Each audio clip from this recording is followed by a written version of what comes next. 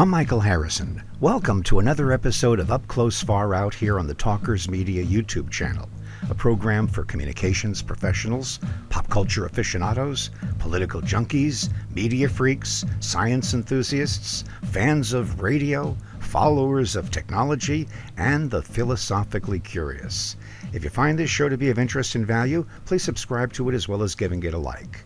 Our guest this installment, Dr. Murray Sabrin, has been one of the most sought-after speakers in news talk media for the past 3 decades.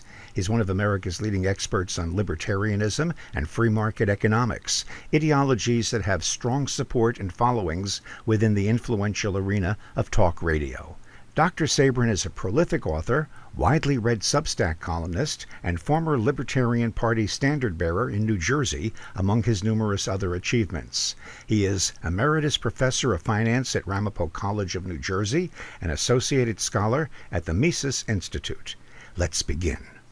As we approach the 250th anniversary of the Declaration of Independence, you say, the American people need to assert their independence from the chains of the federal government, no matter who is currently president.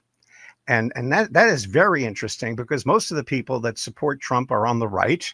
Most of the people who hate Trump are on the left. But you are, as a libertarian, kind of right of center, and yet you criticize the president. So give us a little clarity on that.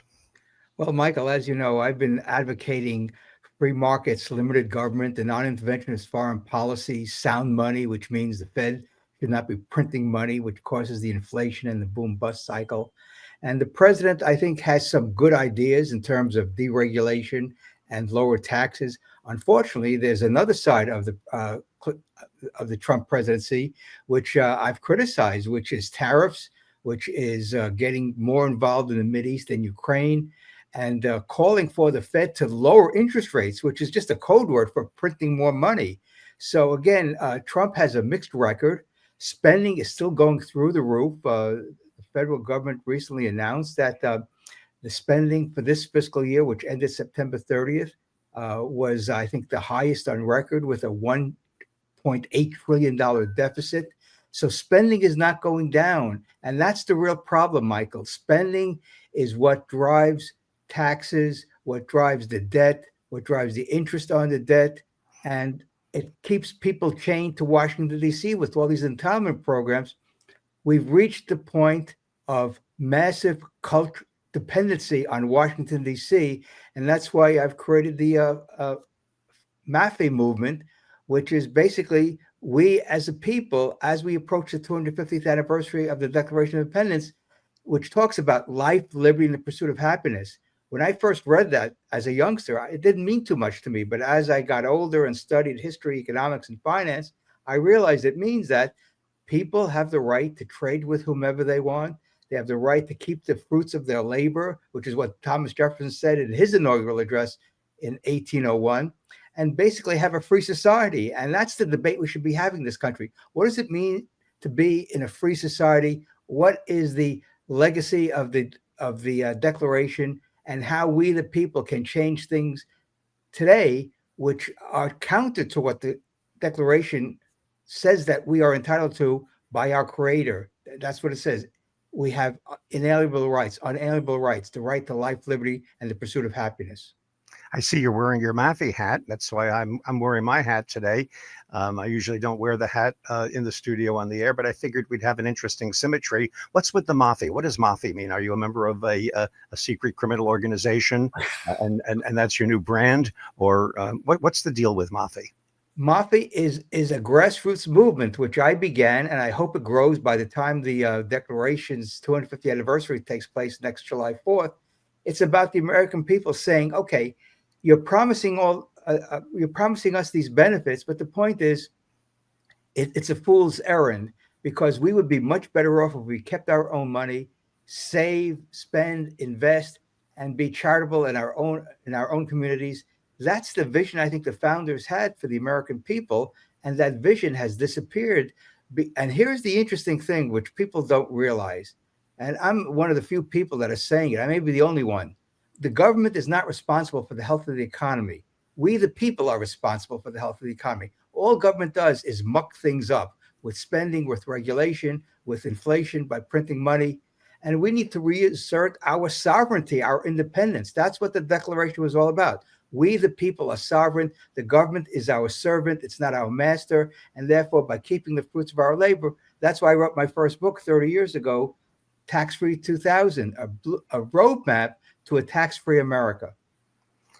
So MAFI, for the sake of those who don't know, it stands for Make Americans Financially Independent.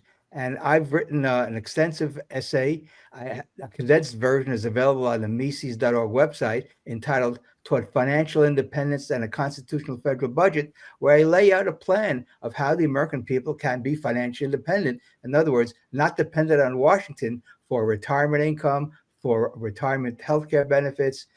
We don't need Medicaid. I have an open letter to Bill Gates and his fellow billionaires on how they can help eliminate Medicaid by establishing these nonprofit health centers. And I helped create one in Bergen County, New Jersey, when I lived in the Garden State many years ago. And so all the infrastructure is in place, Michael, for the American people to do what they do best, which is be creative, innovative, and help each other in our local communities. Are you suggesting getting rid of all taxes?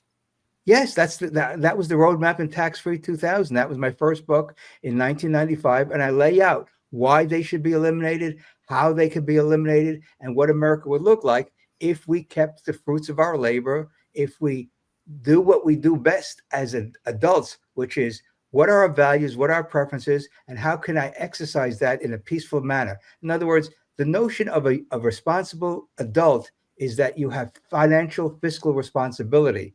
And I really believe that since I was a kid, seeing my father go to work during the week, sometimes working on the weekends, working 6-7 days a week to provide for his family. And so that was my role model. And I think I'm carrying that concept through in my adult years, in my writing, in my books, in my speaking, and now in the MAFI movement, which I think will trigger a lot of interest with the American people, because who doesn't want to be financially independent?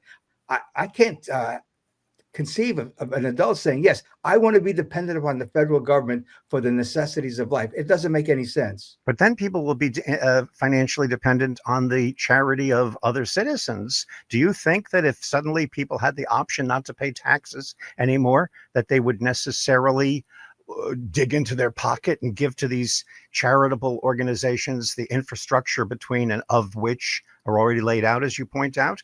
Don't you think there'll be a ton of freeloaders? There are always a problem with freeloaders, Michael. There's no such thing as human perfection. All I'm saying is, given that we have a nation of 340 million people, what's the best way to organize ourselves so we have life, liberty, and pursuit of happiness? I mean, life is full of risk. And therefore, the federal government has taken upon itself to give us flood insurance, student loans, retirement benefits, and all the other things that we should be doing on our own in our own lives, in our own communities. Before the Great Depression, Michael, where there was no welfare state, people took care of themselves through mutual aid societies. Now they're called nonprofits, and it worked magnificently. If you read the history of the United States before the Great Depression, the sense of community was very strong in America. That, I think, is what de Tocqueville and others realized is one of the great strengths of America. Plus we had, and here's an important point, we had the largest free trade area in the world called the United States of America, and goods were able to flow freely between the states. And that was one of the great strengths which allowed the economy to boom for 240 years. The only thing flowing freely between the states right now are National Guardsmen. Yes. It's hard to believe the times in which we are currently immersed. And that brings up a question also in terms of practicality. When you're addicted to something, you have to be weaned off it slowly. So you look at the political body of the United States.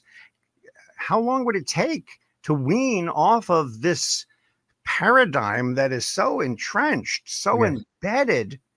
How do you turn to a whole different way of thinking without doing damage to the day-to-day functions of life? The federal government spends over $7 trillion a year. We could take that budget, reduce taxes even more, Here's what I advocate, which would make the economy boom like it's never been before. We eliminate the corporate income tax, business taxes. That would make the United States the most attractive country in the world to do business.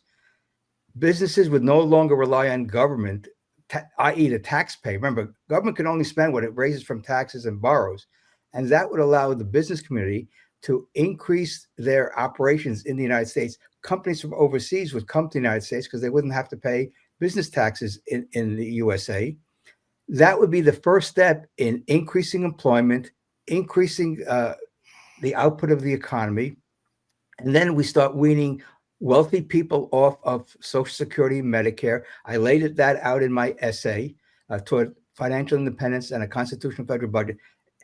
Michael, this has been 100 years in the making. We can't do it overnight. We can do it, I think, rather quickly, because even wealthy people realize that why are they getting Social Security when they have $1 billion portfolio or $100 million portfolio? If we reduce everyone's income taxes, first we get rid of taxes on dividends, interest, and capital gains, and that would be the great trade-off. People who have enough income from those sources wouldn't have to pay, wouldn't get any Social Security and Medicare benefits.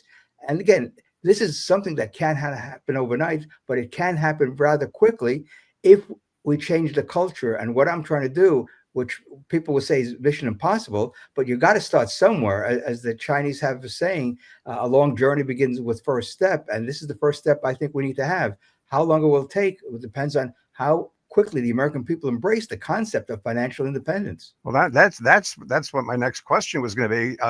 It's a vague concept. It'll happen rather quickly, but it's mission impossible. I don't know if those two things go together. How long?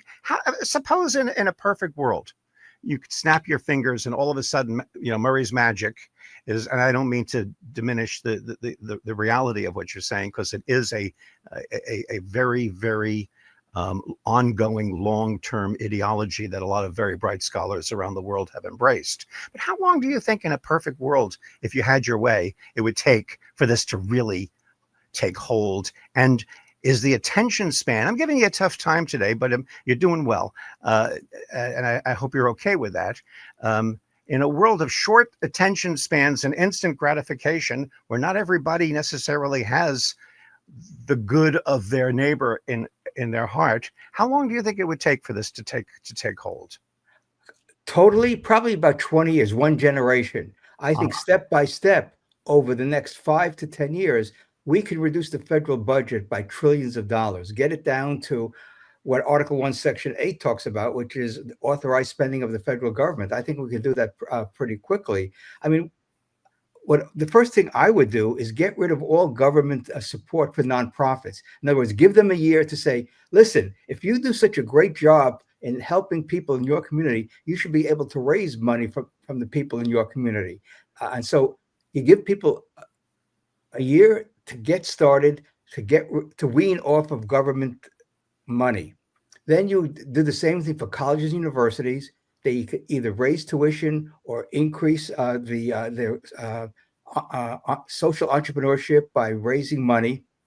In other words, getting off of an addiction, which is opium, other people's money, takes time. But I think we could do it relatively quickly if we give people notice, organizations notice, that a year from now, the money will stop flowing from Washington, D.C., and you have to be entrepreneurial, just as business people have to be entrepreneurial in order to get customers. We don't whine about companies not getting customers. They have to go out there and prove that their goods or services are something that people should purchase. And therefore, we should do the same thing for the nonprofits, for colleges, universities, and cities and states. If a state wants to spend money, they should spend money by taxing their own people, not expecting people from other parts of the country to pay for their social programs. And we need, like you said, a change in the paradigm, a change in the culture. And there's a commercial on TV for insurance. Only pay for what you need or what you want. Well, we can do the same thing. Only pay for what you like, whether liberty, it's liberty. I think that's. I'm not sure. I mean, it's a simple concept, Michael. This is not rocket science. I'm not the first one to advocate this. People have been advocating this for more than 200 years in different parts of the world. Frederick Bastiat in the law one of the great monographs of Western civilization, published nearly 200 years ago, advocated this. He said the only thing government should do is do the same thing for the society which people do for themselves, the right of self-defense. He said otherwise, education, housing, unemployment, insurance, that should be done privately through the nonprofit or through communities in a way that doesn't involve the greater society. And that book was a transformational book for me. When I read that more than 50 years ago, I said, he lays out the case, which is what I did in Tax Free 2000, of how America can basically implement Bastiat's vision for a free society. I'll be telling everybody at the end of this conversation how they could check out your books, your website, and all that information, because there is so much stuff on the internet that relates to this conversation and to your very, very long ongoing career in this arena. With everything that you just said having been said, how do you account for the incongruity of Donald Trump, of President Donald Trump, being the darling of the Republicans, basically operating as a conservative, when in fact, if you look at the facts, he's neither a Republican nor a conservative? What gives? Well, I think Trump's view of America is that he's chairman of the board of America Inc. That's his view, and that's why he's talking about deals. The role of the president is not to make deals, not to make trade deals. The role of the president is to be faithful to the Constitution. And my reading of the Constitution is very simple. Article 1, Section 8 says, government has a very important responsibilities, and they're few and far between. There's nothing there about medical care, about retirement benefits, about housing. Trump is now taking us in a place that if a Democrat would be taking us, the Republicans would be screaming socialism, that the federal government is now taking equity stakes in corporations. That's socialism. That's the definition of socialism, where government owns the means of production. In this case, it's a partial means of production, 10% in this company, 10% in that company. That's not what the founders envisioned. That's not what free enterprise is all about. And the Trump people, I never heard them say we're in favor of free enterprise. They're talking about making deals. And as I said, the government is not responsible for the health of the economy. It's the people's responsibility for that. And that, I think, is another legacy of the Great Depression. Because of the implosion of the economy, people look to Washington to solve their problems. And FDR and his New Deal made things worse. It just perpetuated unemployment until World War II eliminated unemployment by taking 10 million Americans and putting them into the armed services. So again, the evidence is clear, Michael. Government cannot manage an economy, whether it was in the Soviet Union, whether it was in Eastern Europe, whether it's in Cuba today or North Korea. The free market works. It's practical. The law of supply and demand is the foundation of human economic activity. And if we ignore that, as Ludwig von Mises pointed out, we do so at our peril, because what that's going to lead us to is what his student Hayek wrote in 1944. It leads us to the road to serfdom. The road to serfdom. But what about the serfs that already exist? Yes.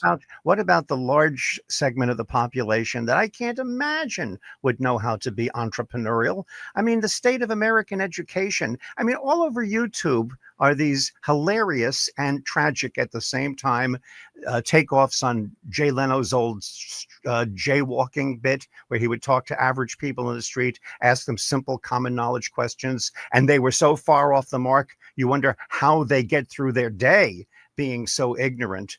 I guess a lot of this whole libertarian thing and conservative politics and liberal politics, whether you're woke or you're extreme right or libertarian, comes down to how much faith you have in humanity, how much faith you have in human beings, and then more specifically, how much faith you have in, those hundreds of, millions of people that make up the United States of America.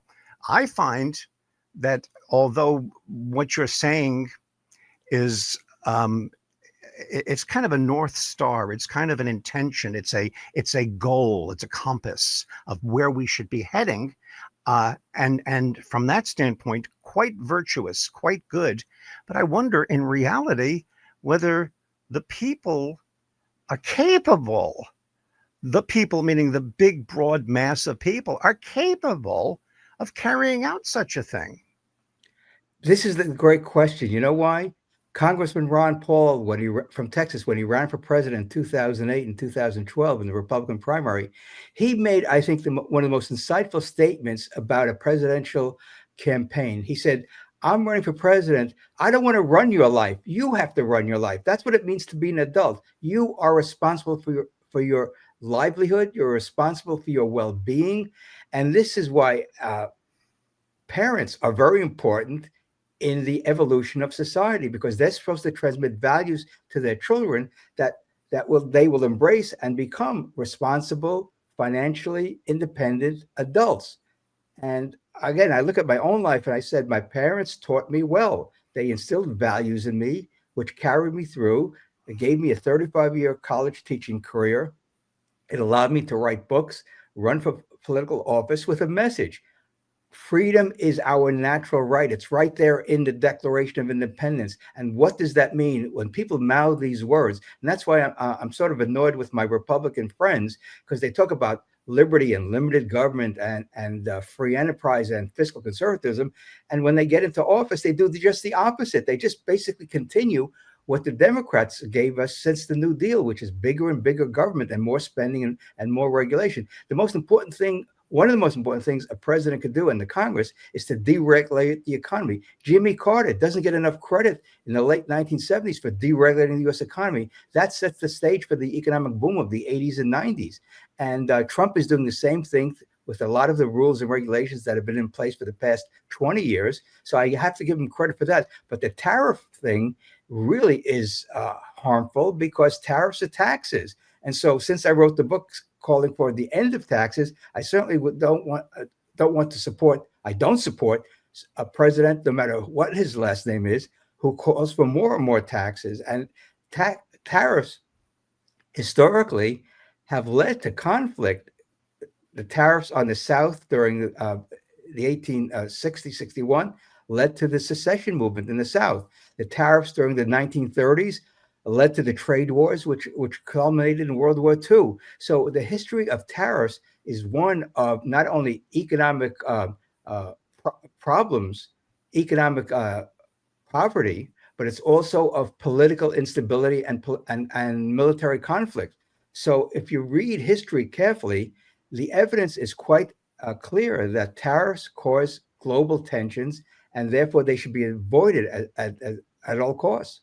What about the idea that tariffs are being talked about in the media, in the news, by members of the Trump administration and by Trump himself in a way that is completely false, and it's not being called out? Just last night, I was watching a clip of the Secretary of Commerce, member of the Trump administration, boasting about how fabulous the tariffs have been, echoing a lot of what Donald Trump says. We're taking in billions of dollars a day. We're taking in from the tariff. What is this? We're taking in. How do you take in money that's coming as a tax on your companies and your citizens? That's not taking in.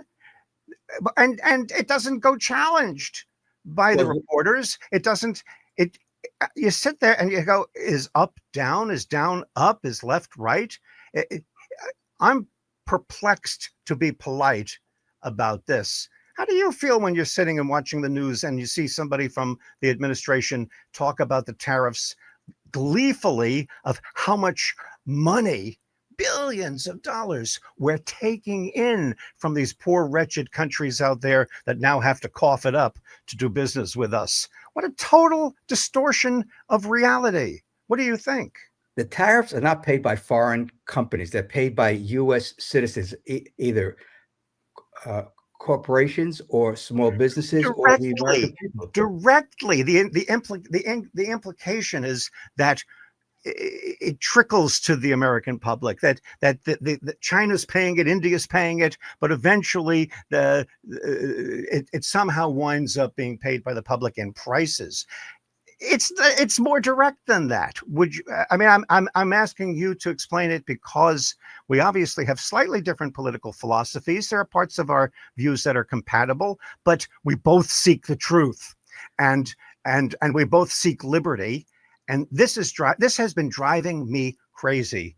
It has nothing to do with whether I like Trump or I don't like Trump or I'm a lefty or a righty. I can't stand the conversation that's going on about tariffs because of the basic untruth of how it's being presented. The Well, floor is yours.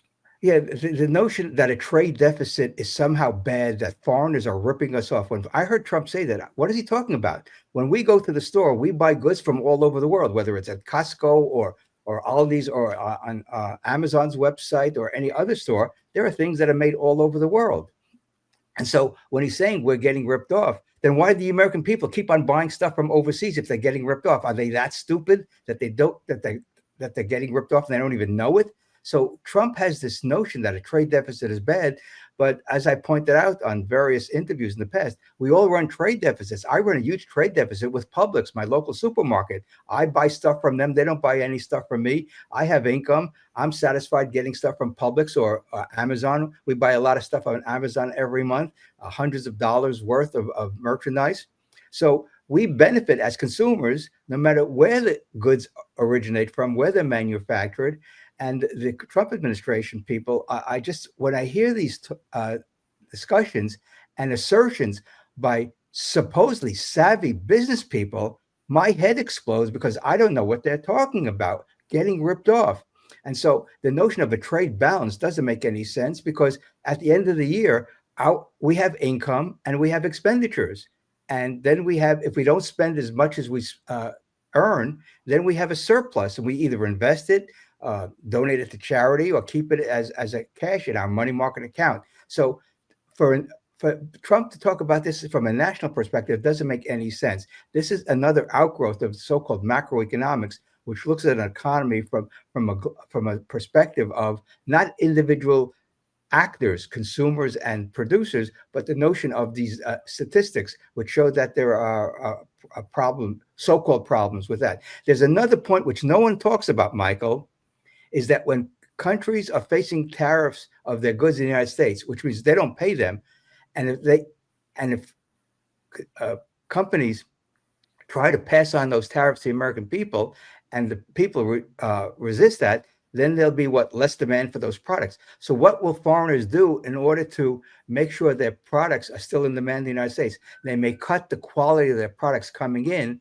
And so therefore, if an item was $100 before the tariff, and now there's a 10% tariff, now the customer may have to pay 110 or whatever, plus the markup.